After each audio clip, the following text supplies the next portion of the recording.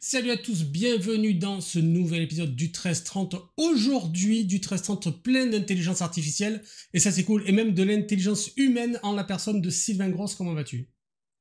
Ça va très bien, merci Steve. Alors, l'intelligence artificielle pour Power Platform, la suite, pourquoi? Parce qu'on avait déjà eu un premier épisode il y a quelques temps, quelques semaines, quelques mois, que vous pouvez retrouver en replay sur la fameuse Neos TV, sur YouTube, n'hésitez pas à jeter un œil. Et donc, on a des compléments cette fois-ci sur cette nouvelle session pour aller plus loin. Et puis en plus, comme il s'est passé un peu de temps, il y a eu des nouveautés. Et Sylvain va pouvoir nous évoquer tout ceci. Exactement. Donc voilà, on a déjà eu effectivement quelques sessions autour de l'IA et de la Power Platform, hein. C'est quand même deux technos hyper imbriqués, hein. Power Mhm. Platform met à disposition l'IA sous pas mal de formes. La dernière session qui datait, je crois, du mois d'avril, me semble-t-il, on avait Mhm. commencé à aborder un sujet qui n'était pas encore tout à fait sec d'un point de vue technique. C'était assez en mode preview. C'était l'outil qui s'appelle Plan, qui est intégré en fait à la Power Platform et qui permet en fait vraiment d'aller beaucoup plus loin que les simples agents Copilot qu'on peut trouver au niveau de Dataverse pour créer des bases de données sur la base de langage naturel, ou alors dans l'application dans Power Apps Studio, on a aussi le Copilot qui nous permet de faire des choses. Là, on est à un niveau beaucoup plus haut qui va nous permettre vraiment de créer des solutions Power Platform avec différents modules, avec des apps MDA ou Canvas, des Mhm. flux pour Automate, des agents, etc., etc., et par la suite, bien d'autres choses. Le tout super bien packagé. Et donc, il y a eu suffisamment de nouveautés là-dessus pour que, ben, voilà, on se dise avec Steve que ça vaut le coup de vous présenter un petit peu tout ça. Alors, je vous présente un peu l'agenda, où d'abord, on va vous présenter un petit peu la démarche que l'on veut mettre en œuvre pour voilà, arriver à partir d'un cahier des charges, créer en fait une solution Power Platform. Mhm. Ensuite, bah, la méthode, hein, on va créer step by step le script plan et voir finalement, au fur et à mesure ce qui se déroule et quels sont les artefacts qu'on arrive à sortir. C'est bien des slides, mais on va faire pas mal de démonstrations pour vraiment bosser vraiment sur un exemple précis et voir après, un peu plus loin, comment valoriser au mieux, capitaliser par rapport à cette nouvel outil qui, quelque part, ouvre la voie vers une nouvelle façon finalement de concevoir les applis hein, qui émergent, Mhm. bon, là sur le côté low-code de Power Platform et sur le côté également pro-code avec tout ce qui est GitHub, enfin Copilot GitHub, etc., où on voit que finalement la façon de designer les applications évolue énormément en s'appuyant vraiment sur l'IA, où finalement notre rôle de développeur change, pour tirer vraiment profit de l'intelligence de l'IA pour générer du code, mais aussi de l'intelligence humaine justement pour spécifier, pour se focuser davantage sur ce que ça doit faire, plutôt que sur le détail, comment implémenter ça. Ah, donc c'est un peu une mutation, et là l'outil Plan justement nous permet d'aller dans ce sens-là. Donc, Mhm. c'est quoi la démarche? C'est qu'au départ, on va partir d'un cahier des charges euh, très quasiment réel. Je reviendrai un peu dessus, je vous le montrerai, qui décrit finalement une demande d'intervention, enfin une application. C'est le cahier des charges d'une application qui n'est pas Mhm. spécialement faite pour la Power Platform. Ça pourrait être soumis à d'autres technologies. Et le but, c'est finalement, à travers Copilot et Plan, d'arriver à générer une application Canvas de manière la plus automatisée possible. Alors évidemment, Ouais. je ne vous raconte pas qu'on a un wizard magique là, qui permet de tout faire. Il y a besoin d'itérer, il y a besoin de faire des choses, de spécifier un petit peu, rectifier et tout, mais la démarche est vraiment là et ça permet vraiment de faire des choses Mhm. extrêmement sympas donc, qu'on va partager avec vous. Alors, qu'est-ce qu'on fait avec cet outil? Au départ, on va construire un script plan, c'est-à-dire que on va commencer à analyser le besoin avec l'IA. On va demander déjà à une IA d'analyser notre cahier des charges. Alors, un cahier Mhm. des charges, donc je vous le partage, hein, celui qui sert d'exemple dans cette démo, on va faire la démo au fur et à mesure.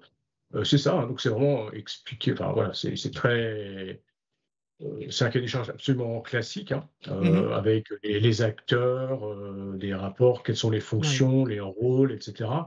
Et moi, à partir de ça, j'ai envie de savoir déjà, hors outils, déjà, est-ce que c'est suffisamment bien structuré pour pouvoir me lancer dans un cahier des charges? Et donc Ouais. là, on peut s'appuyer déjà sur Copilot pour simplement lui demander, est-ce que tu saurais identifier les acteurs impliqués? dans l'appli et Hmm. préciser les use cases qui les concernent. Donc là, on n'est vraiment pas du tout dans la Power Platform, mais c'est quand même intéressant de solliciter l'IA pour faire cette analyse vraiment du contenu fonctionnel de l'appli et voir Hmm. finalement si le cahier des charges est bien qualifié, d'identifier par exemple des points d'éclaircissement à demander aux clients qui précise, voilà, tel rôle, là, il y a quelque chose qui n'est pas super clair, qu'est-ce qui peut manquer? Ouais. Et en pratique, c'est comme ça que j'utilise beaucoup Copilot par rapport à ce travail de proposer des solutions à nos clients sur la base d'un cahier des charges. C'est Mhm. vraiment de pousser l'analyse fonctionnelle assez loin, identifier des éventuels trous dans la raquette et des choses qui nous permettent finalement de spécifier une appli vraiment adaptée aux besoins clients. Donc là, ce Copilot, qu'est-ce qu'il nous sort? Il nous dit qu'il y a des demandeurs qui peuvent créer des demandes d'intervention, Mhm. voilà, voilà, on ne va pas détailler. Il y a des techniciens qui font des choses, hein, ils accèdent aux demandes et ils traitent les choses. Il y a des responsables techniques, des administrateurs, etc., etc. Et voilà, donc en gros, bon, il y a une analyse, on ne va pas pousser plus loin là-dessus parce qu'on n'est pas trop dans la Power Platform, ça c'est vraiment du Copilot, vraiment tout ce qu'il y a de plus standard. Mhm. Mais bon, on voit que ça permet déjà de commencer à voir un peu mieux de quoi il s'agit au niveau de l'appli. Ouais. Donc c'est ça qui va nous servir de source. Donc on analyse tout ça, on affine un petit peu et on regarde est-ce que l'IA a bien compris, est-ce que le client a bien exprimé les choses, on demande des clarifications. Et après, on va faire une opération là, qui va dire de demander à l'IA de produire un prompt. Alors j'aime bien un petit peu D'accord. ce paradoxe qu'on va utiliser finalement une IA pour alimenter une autre IA. En fait, Mhm. on a une IA qui est spécialisée, qui est plan, qui permet avec un script de créer des applications au sens large dans la Power Platform, Ouais. mais ça se base sur un prompt. Et le prompt, plus il est détaillé, plus il est précis, Hmm. meilleur le résultat sera. C'est toujours comme ça. Donc, quoi de mieux finalement de se servir finalement d'une IA pour générer un prompt plutôt que d'avoir nous-mêmes à spécifier en fait toutes les choses. Voilà. Donc, on va demander à l'IA de nous générer ce script et on itère jusqu'à ce qu'on obtienne finalement le résultat que l'on escompte. Donc, on va faire ça sous forme vraiment de démonstration ensemble. Mhm. Hein, donc, le sujet, donc ça se base sur un use case, c'est de voilà, mettre en place des demandes d'intervention. Hein, c'est vraiment le sujet assez classique en Power Platform. Le document est structuré voilà, avec différentes choses, le contexte, besoins, rôle, processus. Et l'intérêt, c'est voilà, de montrer finalement que avec Dataverse, on arrive, enfin avec Plan, on arrive justement à faire ce travail. Donc, qu'est-ce qu'on va faire? On va demander à Copilot de nous générer ce script plan. Et donc là, je vais reprendre mes petites notes ici. Donc, je vais déjà demander à Copilot d'aller chercher mon cahier des charges. Donc, il est là. Mhm. Voilà, pour qu'il nous fasse une analyse vraiment basée Ouais, sur le sur document le vrai existant. Ouais. document. Voilà. Je tape le prompt et comme voilà, c'est toujours mieux de copier-coller les prompts que de les taper en direct. Je le fais. Donc là, c'est assez simple comme prompt, hein. Donc à partir de ce document, génère-moi un prompt pour plan, pour plateforme, on ne sait jamais, Mhm. hein, parce que Ouais, tu plan, as c'est assez raison. générique comme terme, Mhm. qui permet de générer une appli adaptée. Les contraintes, donc tout ce qui est nécessaire pour qu'il crée la base Dataverse adaptée, et puis limiter la taille de prompt à ce que plan est capable d'accepter, 4000 Ah oui, très caractères. bien ça. Oui, ça va bien le Les concept. premiers essais que j'avais faits, Copilot faisait quelque chose d'assez verbeux, assez précis, mais je le collais dans le plan et au final, j'avais un résultat qui n'était pas Hmm. utilisable par plan parce que c'était trop long. Donc là, si je lance ça, on va voir quel est le résultat. Donc ça mouline un certain temps, mais c'est quand même relativement rapide. Donc voilà, il nous reformule et puis Oui, effectivement, c'est rapide. c'est hyper rapide. Donc là, j'attends qu'il ait fini. On va copier-coller tout ça dans voilà. Donc créer une application, on va commencer ici. Donc là, en général, je fais une petite relecture avant, mais là, comme on a, pardon, j'ai oublié de Ouais. prendre un bout. Euh, on est un peu toujours pris par le temps. Donc voilà, là, il faut affiner un petit peu, hein, c'est pas aussi brut que ça. Et là, je vais dans la Power Platform, à l'accueil de la Power Platform, hein, quand vous allez vraiment D'accord. dans la page d'accueil de la Power Platform, donc là, c'est sur un environnement de développement, hein, donc Mhm. auquel on peut accéder sans avoir de problématique de licence. L'accueil, maintenant, contient justement une zone dans laquelle on peut précisément coller en fait des textes. On peut ajouter des fichiers. Alors pour l'instant, les fichiers que l'on peut ajouter ne sont pas des fichiers Word, parce que l'idéal Mhm. aurait été que directement on puisse le communiquer un fichier Word ici Ouais, et qu'il travaille avec. Pour l'instant, c'est pas le cas. Il nous prend que des fichiers plutôt graphiques, hein, des d'accord, d'accord. PNG, ce qui est pas mal. J'ai pas encore trop poussé l'utilisation de ces graphiques. Il va faire de Mhm. l'OCR dessus. Plus tard, il y aura des choses même qui nous permettront de créer des templates finalement d'applications en termes de layout et de choses comme ça. Ça se Ouais. fait déjà dans certains outils. Pour l'instant, on n'en est pas encore tout à fait là, mais franchement, le résultat, vous verrez, c'est plutôt pas mal. Donc voilà, je lui passe ça et puis bah, on va y aller. On clique bien qu'on veut inclure les fonctionnalités d'évaluation parce qu'il y a beaucoup de choses qui sont encore pour l'instant plutôt en mode preview, même si le D'accord. résultat, honnêtement, est plus que correct. Voilà, donc là, que fait Plan? Il analyse et en fait, voilà, il reformule un petit peu les choses. Donc là c'est une reformulation assez brute, la première étape. Hein, il rappelle le problème commercial, donc voilà, Ouais. notre problème business. Ensuite, qu'est-ce qu'il fait? Il va dire, ben, l'objectif, ça sert à ça, et déjà, il va définir les droits d'accès requis.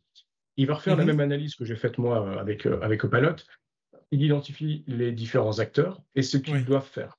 Et vous voyez que c'est assez détaillé, hein, il y a plus de choses, il filtre, enfin, Mhm. on est vraiment là au niveau du use case. Donc ça devient intéressant en termes de spec, hein, d'analyse de spec, et on produit vraiment des choses qu'on peut vraiment utiliser après en termes de documentation. Pareil, hein, les administrateurs, tout ce qu'ils doivent faire. Donc, est-ce que c'est correct ou pas? Bah, moi, je trouve que c'est pas mal. On aurait la possibilité Mhm. de modifier les choses en disant, voilà, je veux fusionner le rôle de tel et tel Ouais, c'est rôle. Mais intéressant bon, ça. donc ça, c'est pas De mal, hein, pouvoir c'est pas du pied intervenir à la main. à Ah, ce moment-là, c'est absolument. intéressant. Ouais, ouais. Voilà. Donc là, maintenant, il va un cran plus loin. Il a identifié les rôles. Maintenant, on va voir que font les utilisateurs. Quels sont les processus que j'identifie là-dedans? Mhm. Et là, il voit finalement, à travers l'analyse, qu'il y a deux processus principaux qui sont euh, gestion de la cycle de vie des demandes d'intervention, donc créer, valider, etc., et administrer.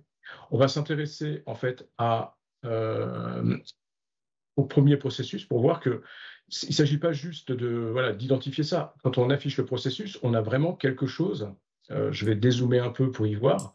Bon, on ne va pas Mhm. voir les détails, mais vous voyez, ça va quand même assez loin. Il fait vraiment des vrais logigrammes Ouais.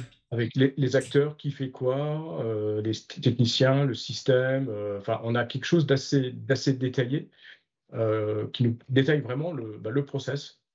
Et ça, je trouve que c'est plutôt très intéressant parce que quelque part, c'est des choses que l'on peut potentiellement récupérer et Mhm. copier-coller. Alors, je pense que ça va un petit peu évoluer en termes d'outils. L'export de là n'est pas extrêmement encore génial. Il n'y a pas clic droit, export vers Ouais. PNG ou des choses comme ça. On peut générer du PDF à partir de là, mais on ne va pas le faire tout de suite, on va le faire un peu plus tard, quand il y aura Mhm. d'autres éléments dans notre plan. Donc, tout ça, c'est pas mal. Donc là aussi, on valide. On pourrait également modifier. Hein, donc, je dis que c'est bien.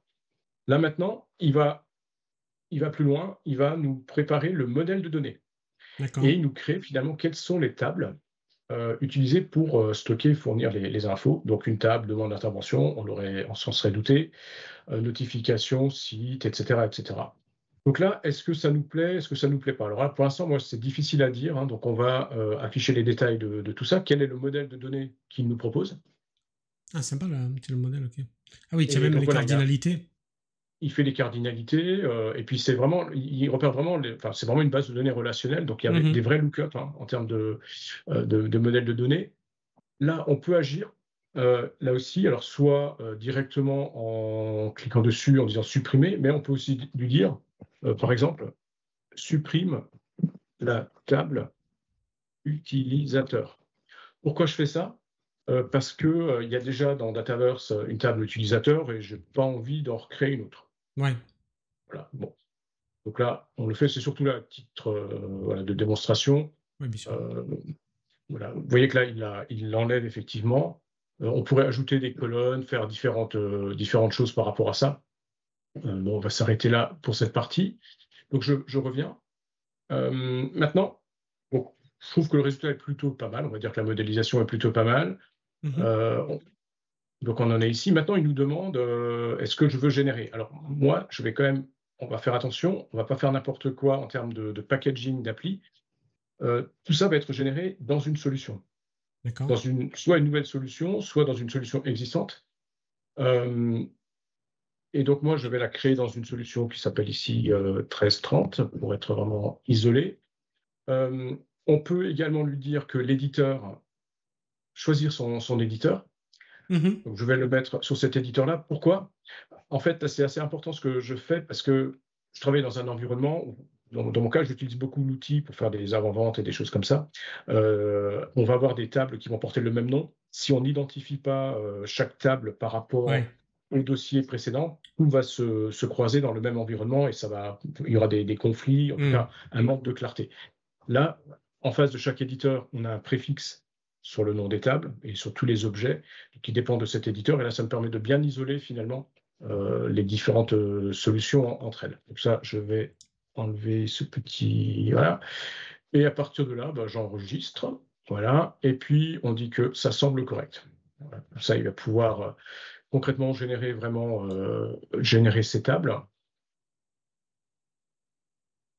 Donc là, on voit qu'il est en train de travailler. Mhm. Ça va nous permettre d'analyser un petit peu la suite. Ce wizard va nous proposer ensuite des technologies pour supporter finalement l'application. C'est D'accord. quoi les technologies? Bah, c'est finalement de dire quels sont les fronts que je vais proposer. Enfin, quels sont les applis que je vais proposer aux différentes personnes. Donc là, on va avoir une application pilotée par modèle qui va porter le processus principal. Donc, OK, Mhm. bon, je pense que c'est pas mal hein, d'avoir une MDA pour traiter le maximum les choses. Un flux pour Automate pour faire des notifications, pourquoi pas, c'est pas mal. Un assistant de paramétrage, ça peut être pas mal. Mhm. Euh, alors là, normalement, il me crée. Alors, je ne sais pas si c'est mon niveau de zoom qui n'est pas trop bon. Je vais baisser un petit peu là. Euh, on va modifier, parce que normalement, on a un outil, enfin, on a aussi une canvas qui est générée, mais je vous montrerai le produit fini après. Là, pareil, hein, on pourrait Mhm. potentiellement modifier et lui dire d'ajouter, par exemple, une technologie. Euh, pour, par exemple, avoir une interface supplémentaire de type Canvas pour un certain nombre d'acteurs. Ok. Donc là, c'est OK. Je vais enregistrer déjà ça.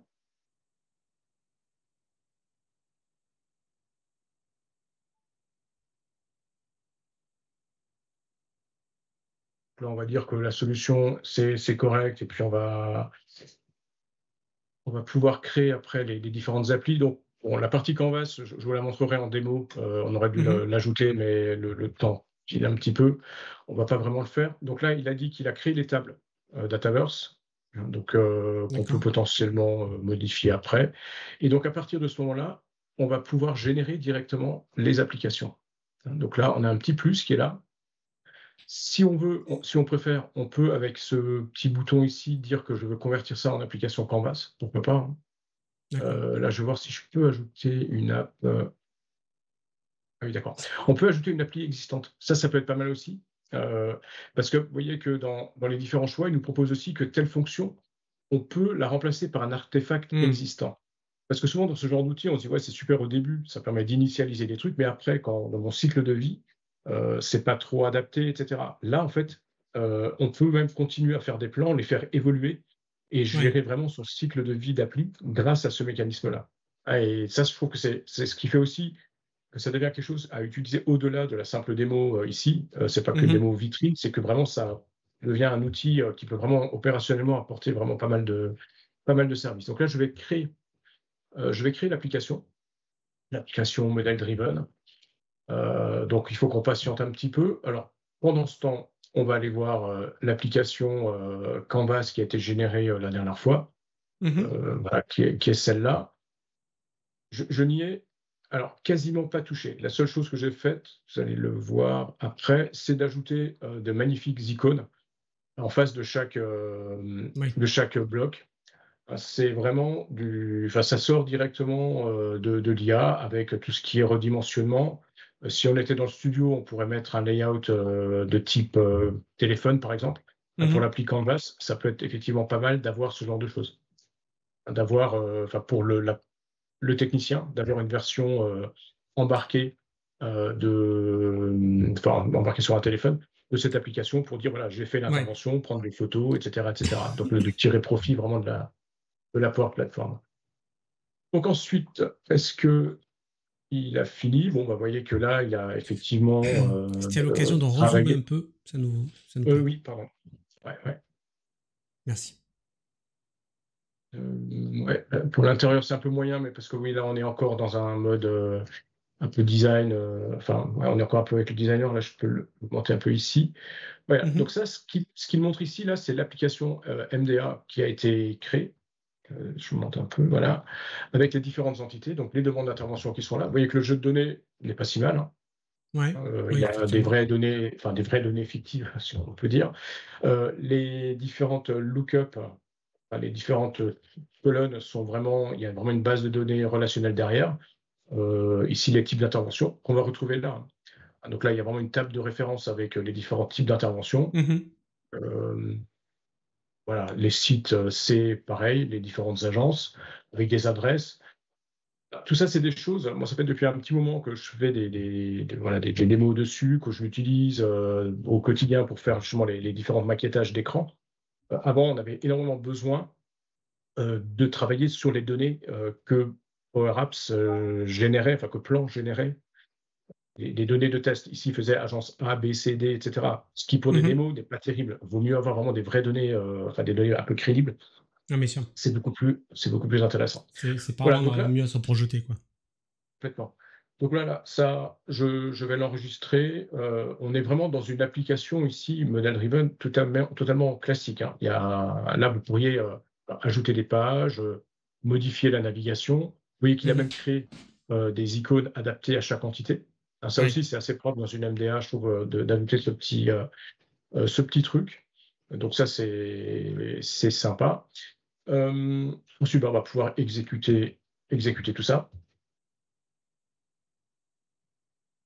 Voilà. Et donc là, on a notre appli, elle est publiée et elle est Mhm. totalement là, opérationnelle. Donc je fais une nouvelle intervention ici, tac, voilà, avec mon formulaire. Mhm. Et tout ça en sortir direct du cahier des charges. Oui, c'est ça. Pratique. En moins de 20 minutes. C'est ça, parce que là, bon, d'habitude, je faisais souvent en mode. J'enregistrais le truc avant. Là, je trouvais que c'était plutôt sympa de le faire en live. Vous voyez que ça Ah va oui, quand c'est même bien, c'est bien. super, super vite. Là, je crois que j'ai encore un problème de zoom ici, parce que je dois avoir une loupe quelque part. Urgence, bah écoutez, je sais pas, je ne sais plus. Bon là, oui voilà, je pense que c'est ça qui était caché, c'est de la maintenance. J'ai encore un petit problème de layout ici, l'urgence normale, les pièces jointes, j'en ai pas, le statut, c'est à traiter. La date, on pourrait mettre defaulter à aujourd'hui, date de clôture, on verra, enfin voilà. Et là, on enregistre et on ferme et on a une nouvelle Mhm. entité qui est faite. Bon, c'est plutôt, voilà, c'est extrêmement, extrêmement rapide. Il y a à peu près tout ce qu'il faut. Et encore là, je n'ai généré qu'une partie, je n'ai pas du tout généré tout ce qui était flux Power Automate derrière, qui permettrait aussi bah, voilà, d'automatiser des choses. Si on revient justement sur le plan, vous voyez qu'il intègre aussi la création d'agents copilot qui Mhm. permettront de faire des choses, hein, des assistants que l'on pourrait ajouter potentiellement à l'application Model Driven. Par la suite, il va y avoir un truc, alors là j'attends ça avec beaucoup d'impatience. Vous voyez, c'est des rapports Power BI. Là, il les Oui. propose pour l'instant en théorie. Il nous met un petit peu en appétit par rapport à ça. Euh, Où en fait, il va permettre voilà, de faire des rapports Power BI basés sur ces données qui sont là. Donc pour l'instant, c'est encore voilà, on voit qu'on ne peut pas l'activer, mais ça ne va pas Mhm. tarder. Le flux Power Automate, pareil, hein, il y a 2-3 mois, on ne pouvait pas créer des flux Power Automate. Là maintenant, c'est tout à fait possible. Donc après, ça nécessite évidemment de connecter les choses. Enfin, il y a un petit peu d'assemblage un petit peu à faire pour que tout marche, mais bon, ça dégrossit quand même énormément le travail et c'est plutôt très pratique. Donc voilà, ça c'est le côté, on va dire, purement résultat, on va dire, en termes de livrables applicatifs. On va Mhm. dire que c'est ce qu'on demande principalement à l'application. On a aussi la possibilité de générer, enfin de partager euh, le résultat, enfin de l'exporter en PDF. Ce qui peut être assez intéressant aussi, je vais vous montrer dès qu'il aura généré la chose, parce que voilà. Alors, je vais peut-être une ancienne version, là, il met un petit peu de temps. Dans l'autre, je pourrais pas le faire. Voilà. OK, donc là, il est là. Voilà, donc il nous fait finalement tout ça. Donc là, quelque part, enfin, ce genre de choses, je trouve que ça permet aussi d'avoir, on n'a Hmm. pas, dans le low-code, en général, voilà, on fait le code et puis on passe à autre chose et on n'a pas de temps pour faire la doc, etc. Hmm. Ce qui est dommage, hein. Je pense que la doc, c'est quand même quelque chose d'extrêmement important pour la maintenabilité et la pérennité des applis, mais voilà, il faut être pressé, etc. Là, il vous génère la doc directement, que l'on peut potentiellement archiver et conserver en historique. Et c'est là où je voudrais un petit peu amener la conclusion par rapport à cette démonstration-là. Euh, on a effectivement tous les applicatifs, on a voilà, tout ça qui va bien. Enfin, donc, je montre là dans le slide. On pourrait, si jamais dans une expérimentation, vous voyez que il y a des données qui sont peut-être un petit peu moyennement pertinentes, comme ici, notification 1, il est possible toujours de dire que on modifie ces données en masse. Moi, souvent, ce que je fais là dans mes exemples, c'est que je récupère un tableau Excel de ce type-là et je demande à Ouais, Copilot, génère-moi un jeu de données qui soit typé de telle et telle chose et je d'accord. colle ensuite ça ici et je sauvegarde de façon à avoir encore une Hmm. fois des données les plus réalistes possibles. Je parle beaucoup d'avant-vente par rapport à ça. C'est vraiment pour l'instant, à titre, enfin, à mon niveau, l'utilisation très très massive que je fais de ça, parce que ça permet Mhm. vraiment en quelques heures de faire quelque chose, de montrer au client notre intention lorsqu'on veut développer une application pour vous, Ouais. pour lui, quoi. Et donc, tout de suite, il peut se projeter, ça engage des débats même après en cadrage. C'est beaucoup plus engageant d'avoir une maquette euh, opérationnelle. Et ça, en Hmm. soutenance, ben, voilà, ça donne déjà des éléments de discussion intéressantes. Ce qui est également en cours je repars sur le slide. Donc, on peut effectivement faire beaucoup d'itérations rapides. Mhm. Ce qui, en termes de bonnes pratiques par rapport à ça, il y a quelque chose qui se structure aussi, beaucoup au niveau de l'utilisation de la plateforme et de plans, c'est de gérer en fait, de structurer en fait les prompts plans, de créer des modèles, Ouais. de finalement créer des bibliothèques en fait de plans, de façon à faciliter la réutilisation. Vous imaginez, vous êtes dans une grande entreprise ou moyenne, hein, peu importe, on a des problématiques récurrentes. Un service a besoin d'une appli d'un certain type. Vous la Ouais. faites avec plan, vous avez un beau prompt qui marche bien, vous avez même généré le PDF qui va avec. Si un service voisin a besoin à peu près similaire, mais avec juste un petit delta, et que votre prompt a donné le bon résultat, Hmm. vous le récupérez, et puis du coup, vous ne partez pas d'une feuille blanche, et vous avez quelque chose de très propre par rapport à ça. Ouais. Et même le plan peut travailler aussi en mode itératif. Hein, donc, on peut le mettre à jour, régénérer des trucs. Ça, c'est quand même hyper intéressant et ça devient vraiment un vrai outil d'ALM. Voilà, donc là, ça, on n'a pas besoin de le faire. Voilà, donc c'est vraiment, je pense, un point sur lequel il faut vraiment s'intéresser. En plus, c'est hyper accessible hein, dans l'accueil de Oui. Power Apps. Vous l'avez directement, on ne peut pas le louper. Au début, même, ça agace un peu. On voit cette grosse boîte, à quoi ça sert. Il y a un gros, gros, gros potentiel derrière qui permet vraiment, en termes de prototypage, d'aller vraiment super vite, surtout dans les environnements de dev. Parce que, évidemment, ce que je n'ai pas dit, c'est qu'on génère de l'application Power Apps basée sur du Dataverse. Donc, forcément, on a de la licence premium qui va être requise pour les utilisateurs finaux. Mais quand on fait du Ouais. prototypage, du maquettage, on n'est pas dans ce cas-là. Pour des gens qui ont déjà des licences Power Platform, donc c'est vraiment à utiliser sans hésitation, quoi. Voilà, donc voilà, je pense qu'on est arrivé à peu près au bout. Je vois qu'il est, Ouais, on est bien, il on est est bien. l'heure. Et donc, c'est en mutation également. Il y a des nouveautés qui arrivent tous les X, toutes les semaines, tous les mois. Puisqu'on a vu que depuis la dernière fois, ça avait vachement progressé. Tu le disais, précédemment, on ne pouvait pas générer Les flux, par exemple, et maintenant, c'est tout à fait possible. Et voilà, donc ça va être encore mieux dans les semaines, mois à venir, c'est ça?